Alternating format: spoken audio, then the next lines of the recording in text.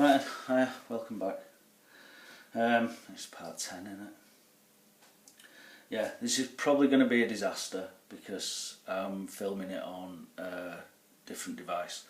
My phone keeps bleaching the image out. It thinks it's looking at snow because of all the white in here, I guess, and because the painting's tonal at the minute. So, yeah, it just won't work. If I try and film the underpainting with it, it just bleaches it out and it looks shite. But I've got to manhandle this bloody thing around now and try and prop it up and stuff. So, but anyway, I'm going to shut up and put this on this because I've finished the underpainting now. I had quite a bit of time off work over last week to just one thing and another. I'm back on it now, but I've got today off. But yeah, so this underpainting's finished.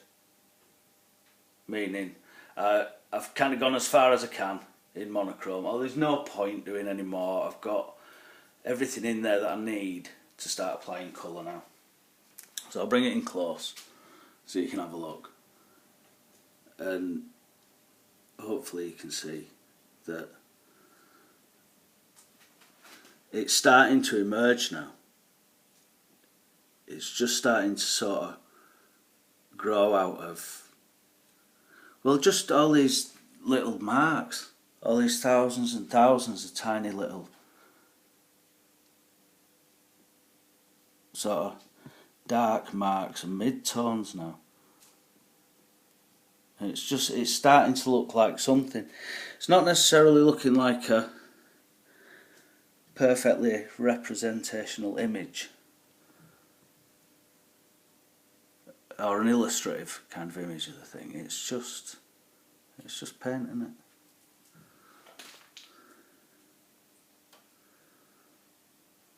You know? But anyway, yeah. And I've got loads of reflections on the sky. This thing's not so bad as the other camera. But the sky, there's still tons of work to do in it. You see, it's just dead rough. See my stupid head then for a second as well. So, yeah, anyway, that's that.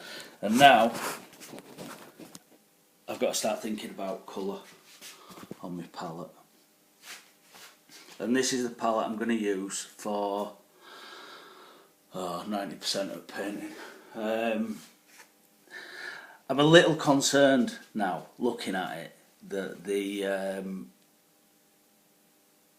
all this colour, well, hang on, I don't want to fuck this video up because I'm not restarting it. On the colour wheel, everything leans towards yellow in this. So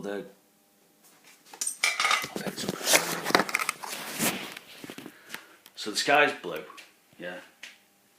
This is yellow. It's quite a simple composition really. It's like a blue, then a grey, then a yellow, then a green. It's like, you know, 4 stripes almost. But yeah, yellow, blue and green are all on one side of the colour wheel. So to create the feeling of white light in the painting, I'm going to need to have colours from the other side of the colour wheel. I might have to do a separate video about colour wheel and talking a little bit colour theory.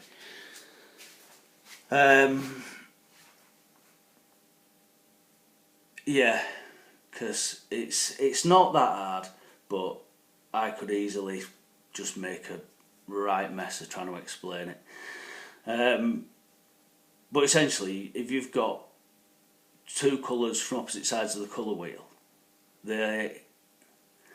because they're opposite each other, the thing that you're looking at, if you can see both of those colours, has to be illuminated by white light. Does that make sense? Say you put a green light on something, you shine a really bright green light, you know, in a darkened room, anything that's red won't show up red because the green in the light will neutralise the red because they're opposite each other on the colour wheel. Now brown, the umber here on my palette, is technically orange. It's like a dark orange in terms of colour theory. So it's the opposite of the blue. So I have got the opposite colours on there, the opposite sides of the colour wheel, but because this is so dark, it's going to struggle to sort of show itself. So I'll probably have to use a bit of like artistic license in the beech hedge, in the young growth of the beech hedge, which has got some red elements in, which I'll probably accentuate a little bit to get that white light thing going on across the painting. Because it'll read across the whole painting. If you can see it, you only need, you know, a relatively small area of it, and if you can see it, your eyes will do the maths for you and say we're looking at white light here. Should I try and mix a colour grey for you while I've got this out, or am I risking just fucking my video up? No, I'll do it. Fuck it. Hang on. Oh, shit. He says. I might change my mind in a second. This might show you a little bit of what I mean about that colour theory. So, on the colour wheel, opposite one another, you've got red and green. You'll have a primary and a secondary opposite each other, because there's 3 primaries and 3 secondaries. So, primary being red, yellow and blue, which you don't make red, yellow and blue, if you get what I mean. Like green you make by mixing blue and yellow. Violet you make by mixing blue and red. Orange you make by mixing red and orange, red and yellow. So red and yellow are primary, orange is the secondary because it's made from 2 primaries. So you'll always have opposite each other on the colour wheel, you'll have a primary opposite secondary. So blue's opposite orange, red's opposite green and yellow's opposite violet. So they neutralise each other. I'll show you what I mean here. So I'll get some raw umber there. Now I'll put slightly less ultramarine with it. This is because the ultramarine pigment's really strong. You know I said about the dark to light thing? It also works with the colour of the pigment. Some pigments are really intense and they'll just drown everything out. Like put Prussian blue in anything, it'll just wipe it out.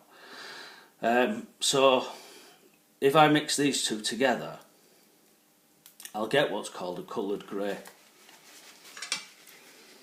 Because they're opposite one another on the colour wheel, then you have to go, if you were going round the colour wheel, you'd have to go through another primary to get to it. And if you're going through the middle of it, quite often in the middle of a colour wheel they'll put grey. You have to go through grey. So if you mix the two together,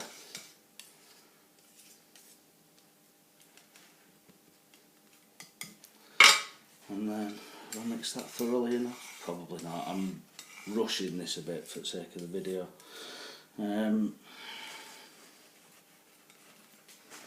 Right, so I mixed them two together, and I've not mixed my whites. Digress a second here. I've got 2 whites on here. I've got zinc white and titanium white. I've got slightly more titanium white than zinc white. I'll explain about that. Shall I just do it now? Fuck it, yeah. Titanium white is opaque, zinc white's translucent. Zinc white's slightly brittle. Zinc white's warmer than titanium white, which is cool. If you mix the two together, in the early layers I just use titanium white because it's more flexible and it's opaque. So I'm using it to cover things that are in the wrong place, to bring out highlights, etc. But now that I've got them about where I want them, I want to start introducing this warmer zinc white into it and a bit of translucency. But with this colour layer I want to be able to move things around a little bit, so it gives me a white that's not completely translucent but it's not completely opaque. And zinc white as well is quite brittle when it dries. So I don't want to overdo the zinc white yet. So in this layer I'm going about 60-40 titanium white to zinc white. And as I move up through the colour layers, because it'll have 2 or 3 colour layers on it yet, I'll start putting more zinc white than titanium white in the ratio of that mix. For a second, just to show you this colour grey, I'm just going to take some of the titanium white. And then if I mix it in here, can you see that?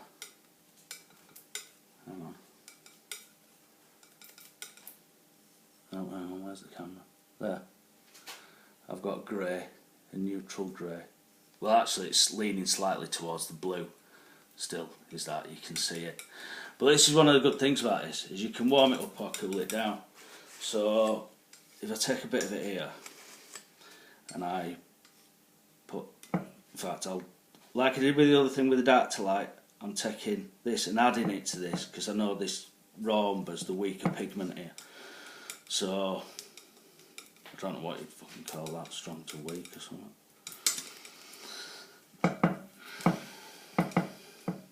I've overdone it with brown, I'm sure. It's just trying to demonstrate it, you know.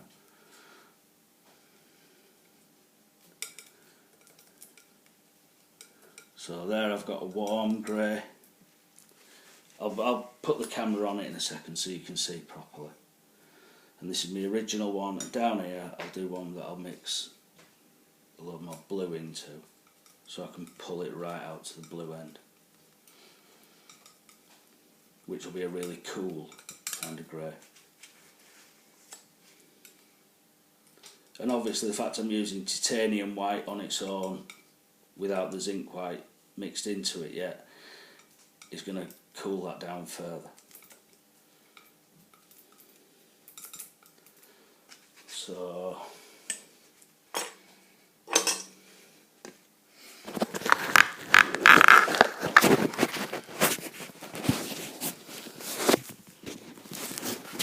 can you see that?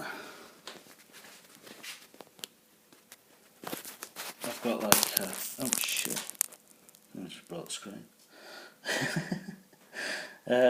Yeah, I've got a warm grey here, a mid grey there, and a cool grey there. And it's as easy as that. And yeah, I brought my screen. There you go. Alright then. Well, this is bleached out now.